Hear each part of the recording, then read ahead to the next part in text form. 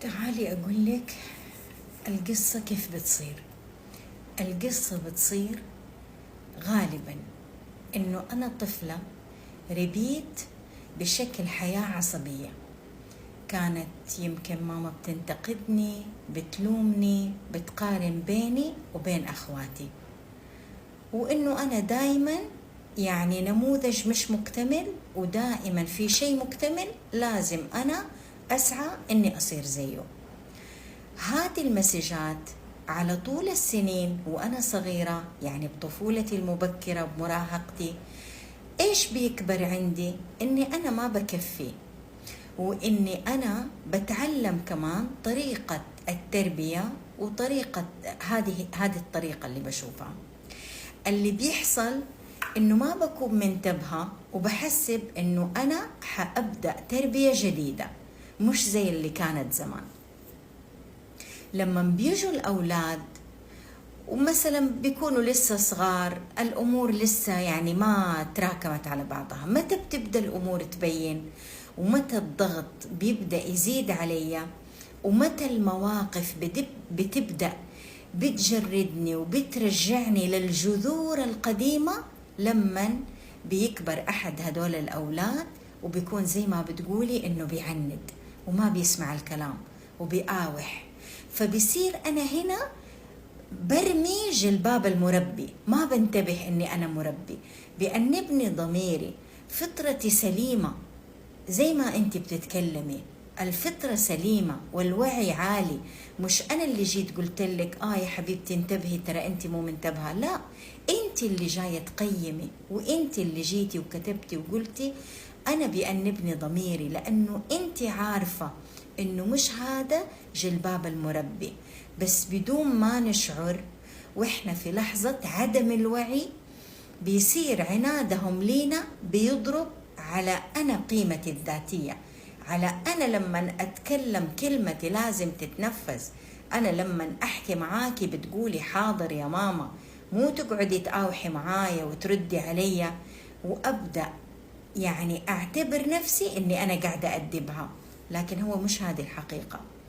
الحقيقة إنه في غضب زمان كان دفين، أنا ما قدرت أحصل على فرصة إنه تبين المحبة ويبين الاعتبار ويبين التقدير وبين إني أنا إنسانة كافية عند ماما وعند بابا أو عند اللي رباني.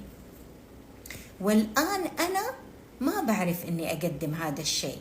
ينفع أطلب منك تتكلمي لغة أنت أصلا ما تعلمتيها وأعتب عليكي وأقول لك أنت كيف مثلا أي لغة، أنت كيف ما بتعرفي اللغة الفلانية؟ حتقولي لي وليش؟ من وين لوين أنا أعرفها؟ أنا ربيت في بيت عربي بيتكلموا بالعربي، ليش أنا أعرف لغة مثلا تانية؟ نفس الشيء التربية بالتقليد، التربية بالمحاكاة. النبي صلى الله عليه وسلم قال صلوا كما رأيتموني أصلي، وقال خذوا عني مناسككم.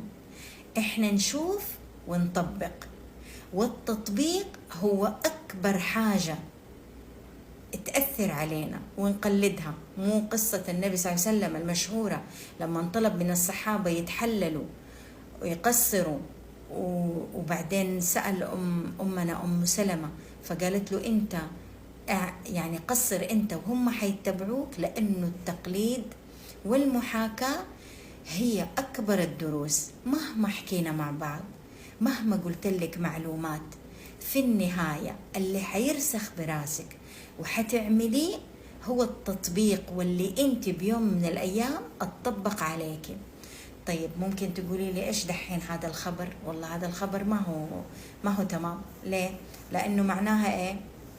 معناها أنا على قولك ما تطبق علي هذا الأمر. فالآن أنا إيش كيف أنا حأعيد نماذج سليمة وصحيحة من المعاملات الهادية والإيجابية اللي أنا أطبقها مع أولادي؟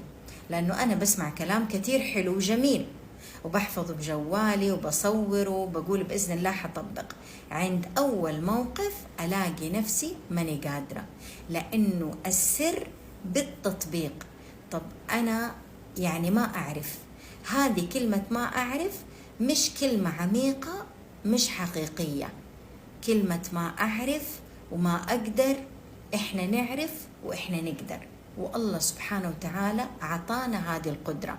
والنبي صلى الله عليه وسلم لما قال الحديث: العلم بالتعلم والحلم بالتحلم، صح؟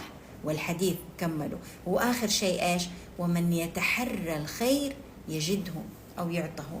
يتحرى يعني تفتشي. شفتي لما تفتشي على حاجة؟ أتخيلي لو دخلتي مثلا علي وأنا بفتش على برغي الحلق الصغير اللي طاح في الأرض، أنا كيف بتحرى؟ كيف بشوف هذا برغي الحلق؟ الذهب حقي ما أبغى يضيع. يمكن تيجي تكلميني أقول لك استني وأبعدك كده وأتحرى، صح؟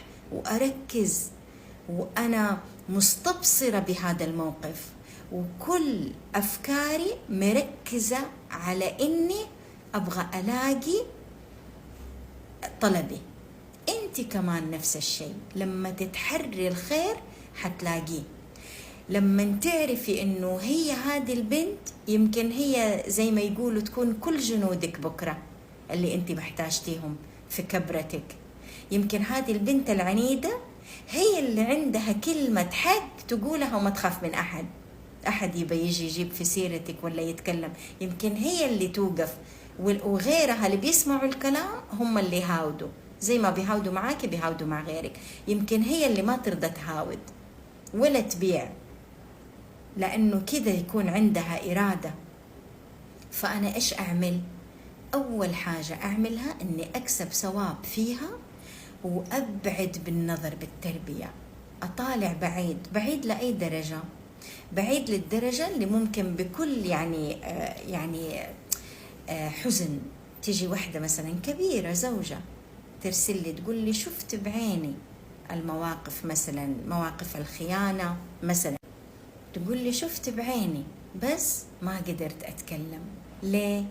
لما ترجعي معاها للماضي ما كان مسموح لنا نتكلم. احنا في بيتنا ما نتكلم، ما ناخد وندي، بس أوامر ونفذي، وإذا ما نفذتي أنتقدك وألومك وأهمشك وأجرم وأقلل وأصغر وأشكك وأظنن بس. فأنا صرت إيش؟ يعني كني كده أبغى سلتي بلا عنب. طب هل هذا صح؟ هل أنا من جد أبغى بنتي تواجه هذه الحياة بهذه الطريقة؟ هل أنا مرة مطمنة إنه حيجي أحد يستتها ويخاف عليها وما يحيجها بيوم الأيام إنها تقول كلمة حق وتدافع عن نفسها؟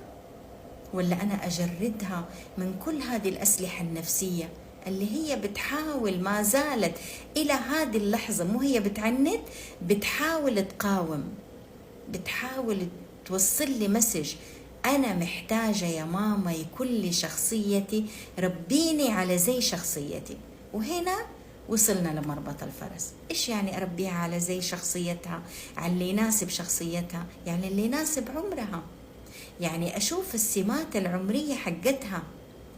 السمات العمرية مثلا أنت مو كاتبة هنا عمرها، بس مثلا السمات العمرية لبنت عمرها 6 و7 و8 سنين، إنه حساسين، إنه لازم نأكد مرة على شخصيتهم وعلى شكلهم وعلى جمالها وعلى إنها تعرف تتكلم وعلى إنها صارت صاحبتي وأتكلم قدامها ومن وراها وأفرح فيها وأعطيها قيمتها.